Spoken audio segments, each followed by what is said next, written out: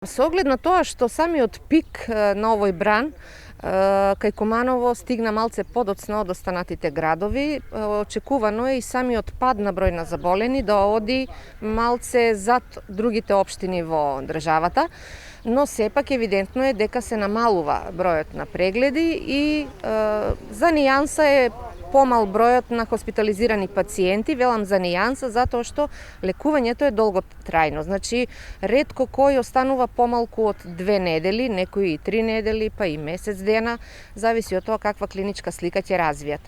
Во моментот, значи, на трите ковид оддели имаме сместено 93 пациенти, 97 имаме дневна болница, сепак е тоа пак голема бројка, но минатата недела имаме малку помал број на прегледи во инфективната амбуланта. Ако пред минатата имавме над 828 прегледи имаше, сега имаме околу 670 прегледи. Така да самиот пад на број на прегледи сметам дека ќе донесе и помал број на хоспитализации. Имаме зголемен број на исписи, се надевам дека ќе биде уште поголем и за нас ќе биде охрабрување ако успееме еден ковид оддел да затвориме, тоа ќе значи дека навистина бројките паднале.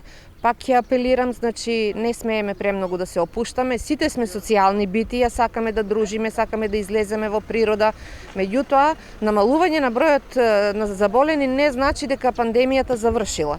Значи, оној момент кој ќе имаме голема бројка на вакцинирани и мала бројка на ново заболени, дури тогаш можеме да зборуваме дека може малце порелаксирано да се однесуваме.